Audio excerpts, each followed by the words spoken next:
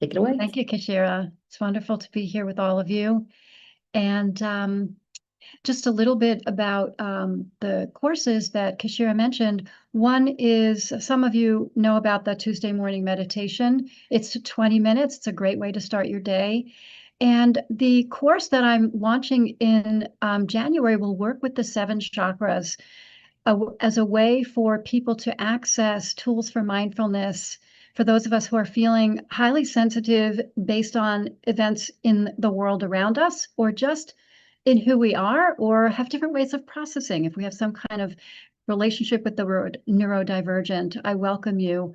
As Kashira said, both of these are up on my website to be seen, but for registration, we're still coordinating. So please do fill out the contact form on my website. Let me know what you're interested in, and I'll follow up with you. All right. So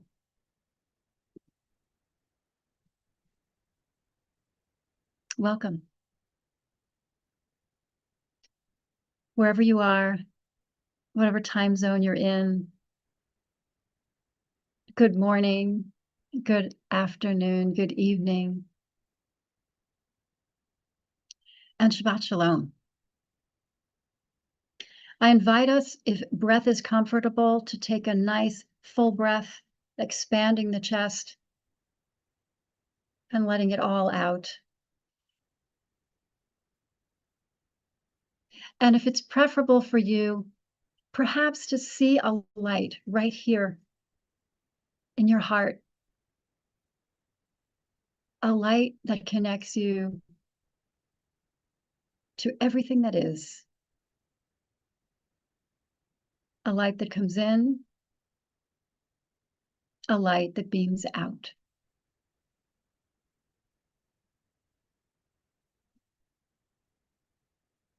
And as you find your center today, I invite you to feel your feet firmly underneath you, uncrossing your legs if they happen to be crossed.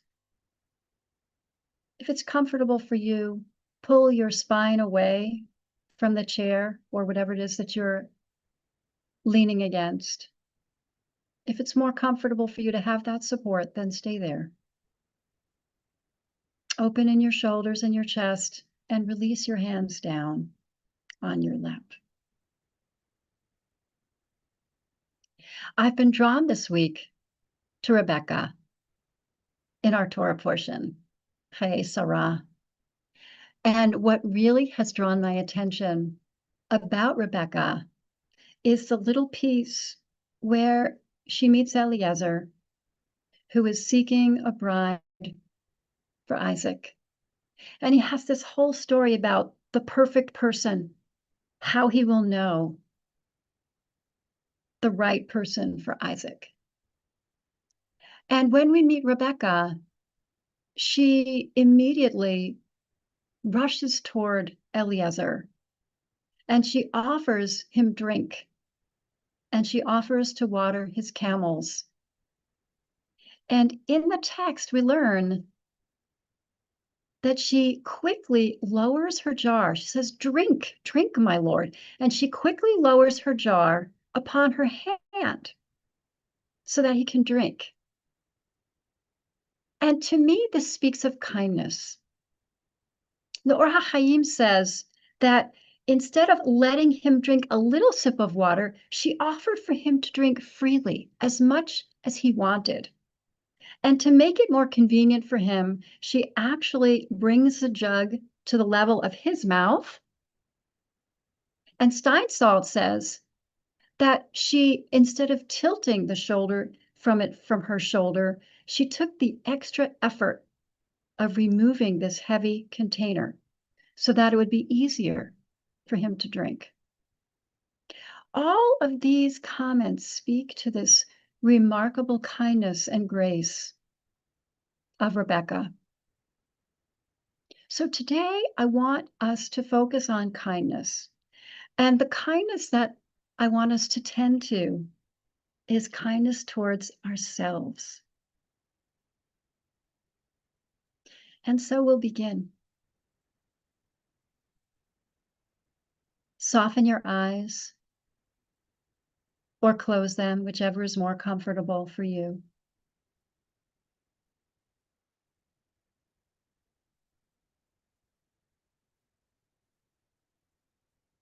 And notice the spot right above your eyes,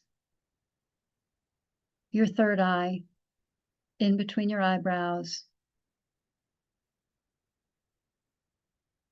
just a little bit higher.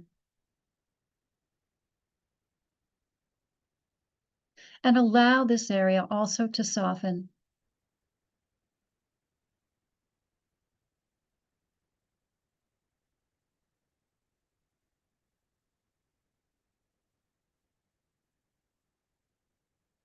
As it softens, you may feel your body calming down.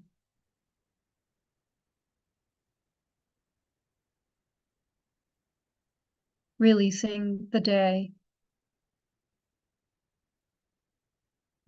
releasing the thoughts that have been occupying you.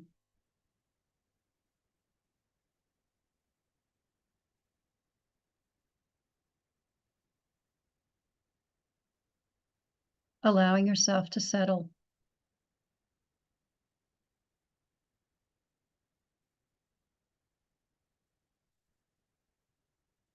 And as you tend to this place, this third eye, notice the effect it has on your body.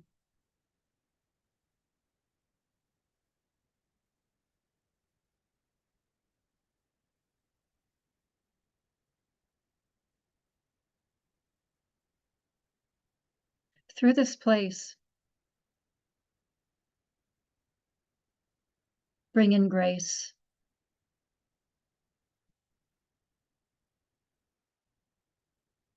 The grace of the sky.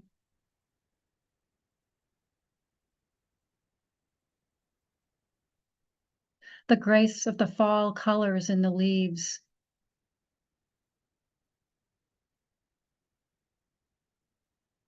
The grace of the trees standing statuesque even as their leaves are falling.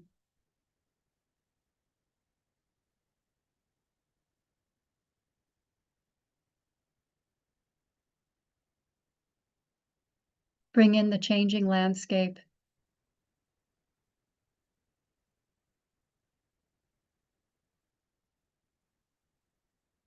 If you're in a climate where spring is beginning as opposed to completing, bring in the green. Bring in the sun.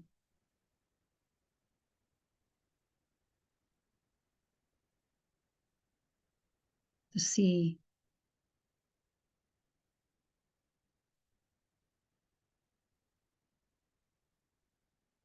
Let those images nourish you.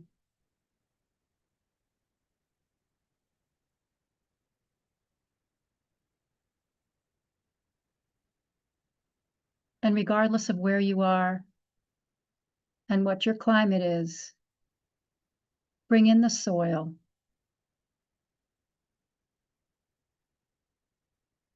Whether it's sand, clay, rock, rich brown humus. Bring in the soil.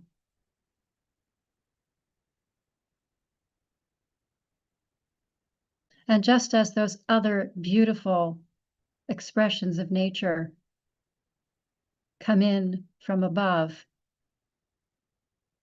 allow the beautiful expression of the earth and the soil and the rocks to come in from below.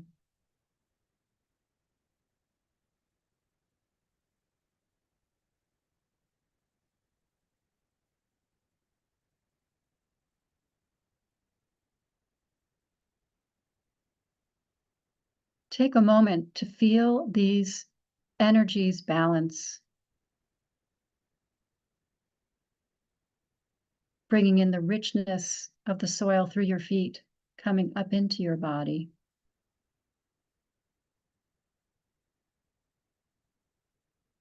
And the delights of creation that you can see with your eyes, Smell with your nose, hear with your ears, taste and touch. Bring those in from above and let them filter down.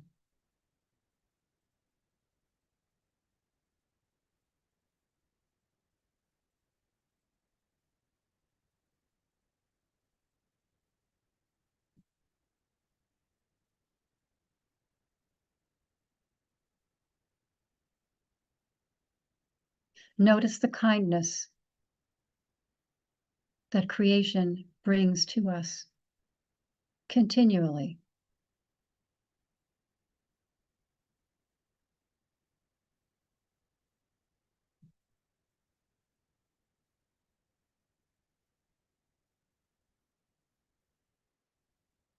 And on your own time,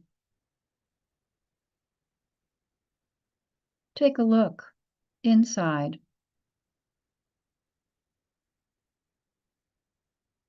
and see where you might appreciate receiving more kindness.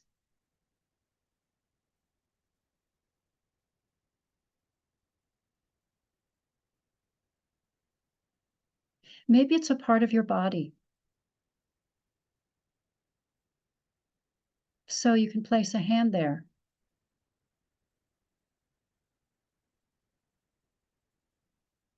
Maybe it's a trope you have, a way that you continue to think about something or yourself.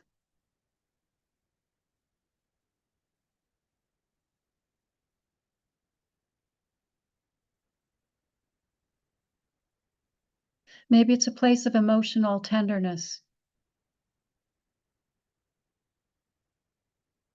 or overload or even hardness.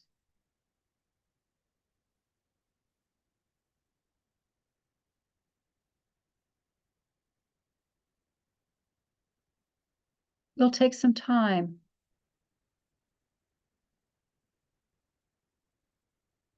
to locate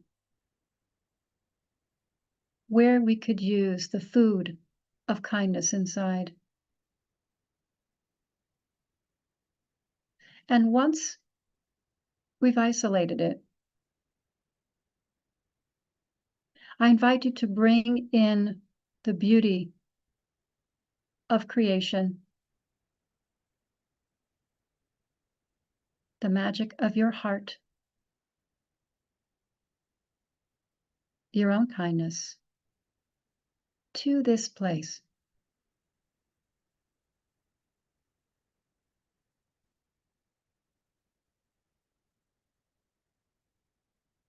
If you run out of juice,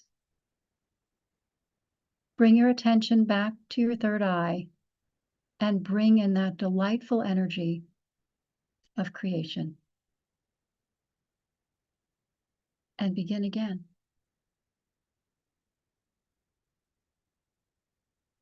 We'll take some quiet.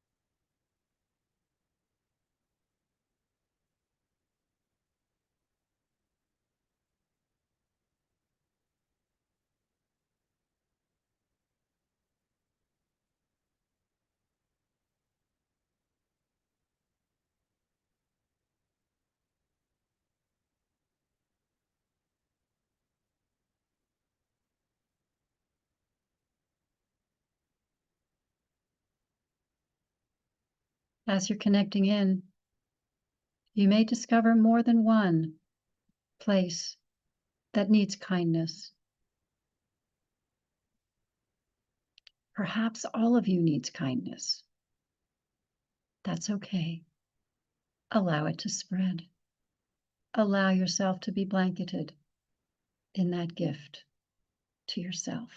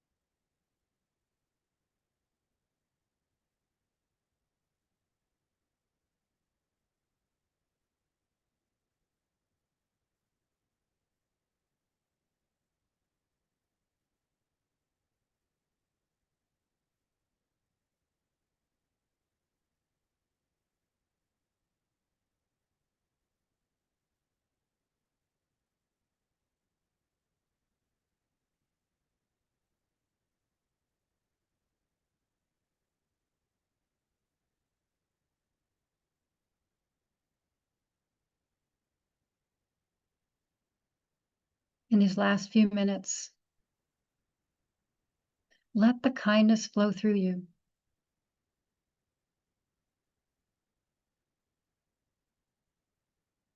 Let it light up places inside of you that need love and care, that may need hope right now.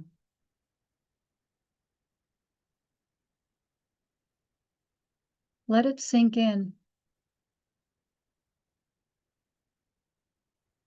to places that are flowing and that may feel dried up.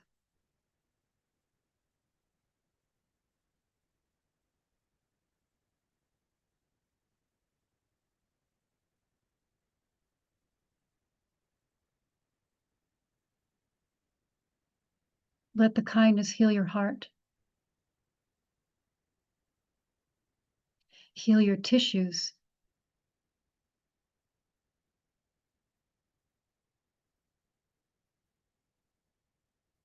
heal the thoughts,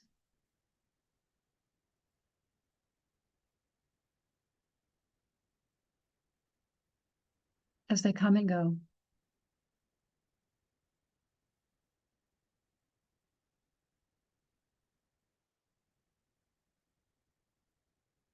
And as we come to a close for today's session,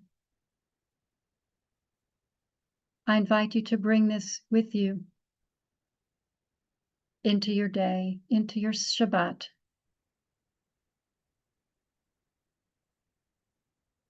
Perhaps thinking of Rebecca as a reminder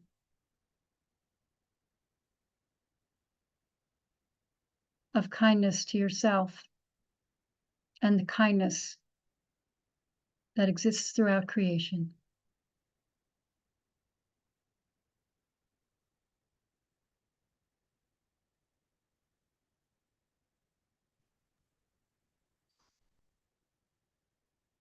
What a beautiful teaching. Thank you for this guidance, Rabbi Robin. I have questions, but we're going to pause on this piece to make space for the recitation of Mourner's Kaddish. This is a traditional way of honoring the memory of those who have come before, together in community. You may like to come off mute in order to say words of Kaddish together. And if you are remembering someone today and would like to put their name or names in the chat, please feel welcome. If it's your custom to rise and you feel able, please feel welcome to do so. Otherwise, I just invite you to be conscious of your body posture.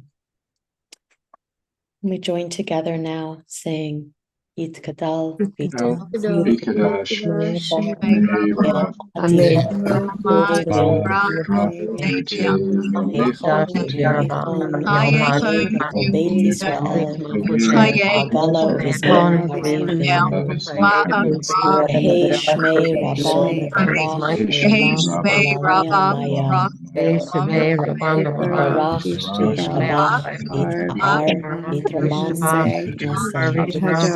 Vikadar Vita Elomi Yata Veshirata Hata Benefemata Wande Alma Venu Lama Rabbanim Shalom Nimruma Shalom Aleinu ve'al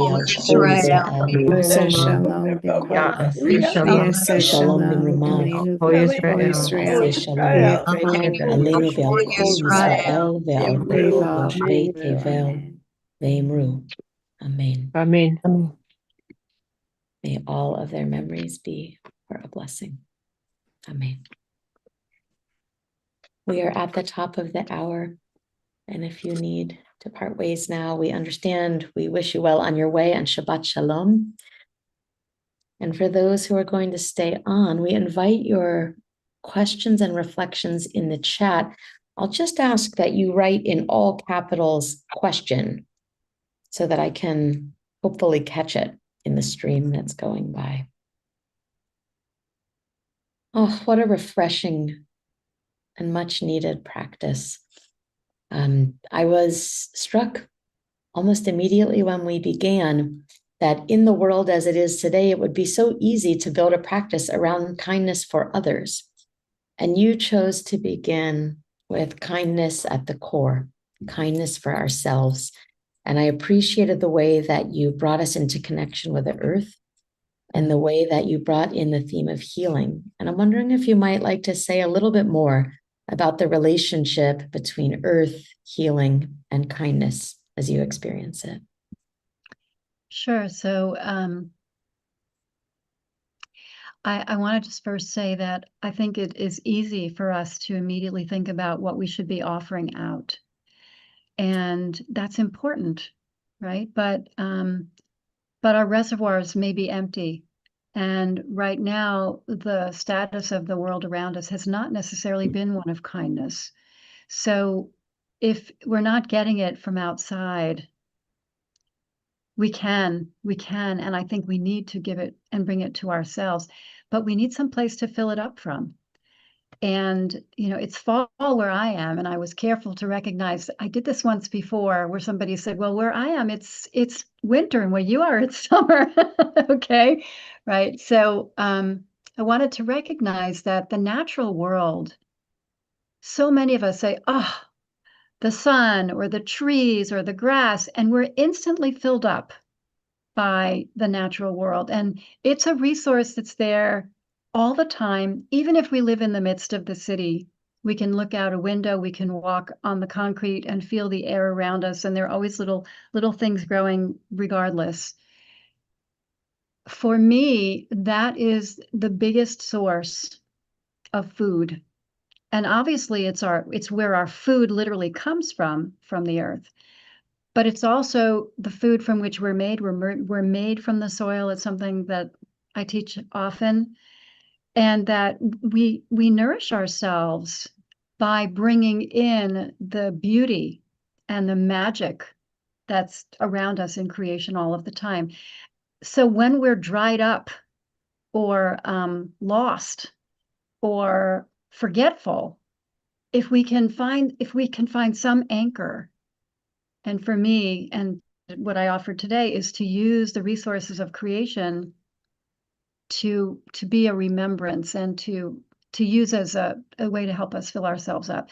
And as we do that, the cracks, the cracked skin just kind of flies off, and the nourishment happens to the cells, and our hearts open up, and it's like, oh yes, I remember.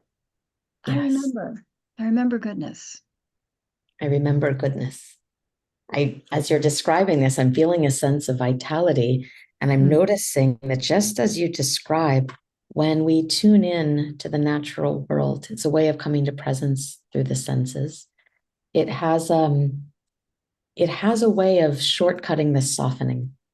It can bring us to a softer place, which allows for healing, which allows for kindness, kind of makes us spongy and more able for things to seep in. So thank you for bringing us there. Yeah, you're welcome. Harris offers a reflection that might have a hidden question, so we have to listen for it as I read. As I sat, my monkey mind began to think about different kinds or sources of kindness. Kindness we offer and receive to others, just because, or kindness we offer and receive to others in response to kindness offered, or kindness because we know the other. And this may also be true of self-kindness. It arises this question about the relationship between kindness and knowingness. Sometimes there's a phrase, the kindness of strangers. Sometimes it may be easier to offer a kindness when we don't know the whole story. Sometimes it might be that we're more endeared when we have shared experience. Thoughts on that? Yeah, so thank you for that, Harris. That's really rich. Yeah, your monkey mind went where mine did not. So what I'll suggest back is whatever fits, right? If we're in a relationship with someone with whom we have long history, and that kindness, often when we give that kindness out, it also comes back. It's not just something that goes out and doesn't fill us. And when it does, that might be an opportunity for us to question. When we're offering a kindness and we don't feel ourselves filling up and we feel ourselves draining, then we might look at the statistics around that particular interaction. But I think that, well, what I want to say is I invite all of those kindnesses. And perhaps, even though you went to interrelating with others, perhaps bringing that into yourself and saying simply, where's my need? Where's my need? And is it in a place inside of me that I have a long-standing relationship with? Is it a place that I tend to avoid? And maybe I can just take the little, blanket off, the little lid off and take a look and allow some softening to come in, as you suggested, Kashira. Many, many ways, many ways. Yeah. Thank you. I have another question here, which comes from Lara. Lara writes, there is a sort of harmony between the changing seasons, impermanence, becoming, and the roundness of the earth energy. These don't seem incompatible, but a necessary synchronicity. Is this how you understand it? It makes the experience of impermanence by imagining the changing of seasons possible because otherwise impermanence is so threatening. Oh, and then there's a note that says, I meant groundedness and not roundedness. Roundedness also works. Connection with the groundedness of the earth energy. Okay. I'm just looking at these words. Yeah.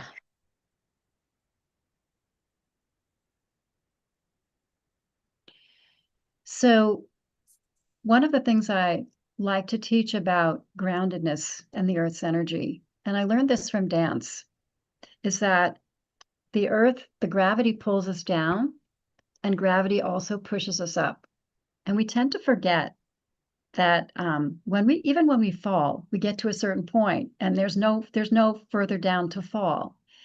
And that balance of the pushing and the pushing down of gravity and the pushing up of gravity is a beautiful thing that we may not think of very much, and it's balance. So groundedness, transition, impermanence. One of the things that I love to say is, if we take a breath, that breath is now done. We'll never have that breath again. It's over. And we can think about impermanence in that way. It's done, it's over, but we don't spend our day going, oh my gosh, where'd that breath go? Right? So we go into the next one. And I think that impermanence can be terrifying, and it can also be a blessing. That whole idea of gamze ya'avor, this too shall pass. So not only do the beauties and the joys pass, but the hardships pass. And I was sharing before we got on today that my daughter got married 2 weeks ago today, and a week ago today was my birthday. And these are all beautiful things, and they pass. So if we can recognize the passing and acknowledge, oh, I miss the green of the trees, and acknowledge that and say, oh my gosh, but look at the beauty that's here right now. Wow, I never really saw the shape of a branch in this light before. That's amazing. So we can allow ourselves to continuously connect with things as they shift, which I think helps us to be in present time. Yes. Yes. And as you're describing that, it's reminding me that when we're aware that everything changes, the sweet becomes sweeter in a way. There's no possibility that it's going to remain. Kind of this teaching that the wheel of life is spinning, and sometimes we're on the top and sometimes we're on the bottom. For me, the most important thing to remember is that the wheel's always spinning, that we won't, even in the times where it feels like things will never change, that they're always changing. With this kind of paradoxical tension that Laura raises, which is that the earth energy is grounding us all the while. Right. And what I want to just add to that is that in the times when we are overwhelmed by the change or overwhelmed by the current status, if we can go to a practice like this and remind ourselves, oh, I can breathe. I can soften, I can let go, I can focus on light, I can look at that bird's nest that I can see outside of my window, which is actually probably a squirrel's nest because it's really big. That these are things that can help me to reconnect with the goodness within so that I can continue to be fluid in my world. Mm, beautiful. So bringing in that fluidity of movement, which comes from the ever-changing nature of Right, things, right, right. um, is in a way, as you described in the practice, letting the kindness flow. There was a point at which you invited us to kind of spread out the kindness, ask, where is it? Could you spread it out? Could you let it flow through? Which changes my understanding of kindness from a static thing to a flow, maybe similar to chesed or rachamim, the way that compassion flows or the loving kindness comes from one to the other or from one back to oneself. Yeah, and as I was taking my own instructions, I found that I was first in here, and then I thought, oh, it's moving here, it's moving there.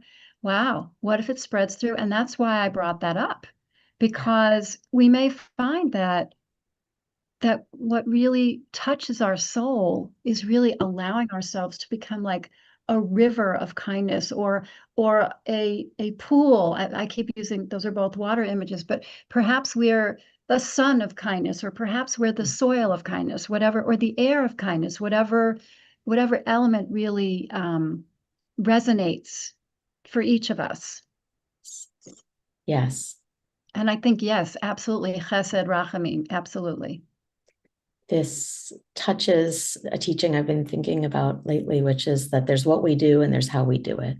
And if we can bring the kindness of air, of soil, of water, whatever elements are moving in us at any given moment, if we can bring kindness to what we're doing, even holding boundaries, even saying no, right, even holding a discipline, when done with kindness, takes on a different quality. Yes, and I think you brought up a really interesting piece, which is that kindness does not assume no boundaries. Kindness actually may be boundaries. And where's the balance of softening the boundary and holding the boundary? That's right. Absolutely. Yeah. This idea that when we hold a boundary, when we say no to something, we're saying yes to something else. Right. And being clear and kind about how Yes. we're doing that. Yes. Yes. Yeah. Some beautiful reflections in the chat. People are really appreciating the earth connection and the elemental metaphors, if they are metaphors, that we're bringing in, references to the energy, the ebb and flow of earth and moon together, the flow of the river, the idea that flow and movement are in fact a way of life.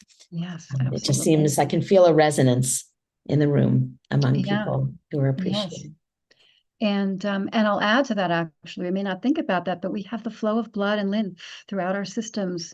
We are continuous flow.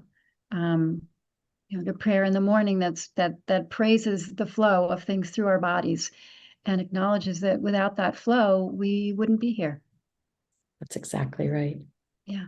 That actually feels like the place to land, that we are constantly in flow.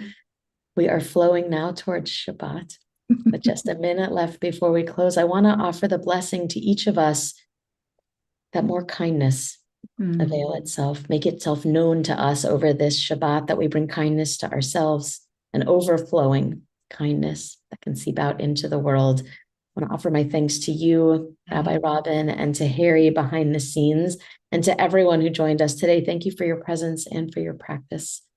And I hope to be together again soon. Great to be with you all today. Blessings. Thanks all. Be well. Too.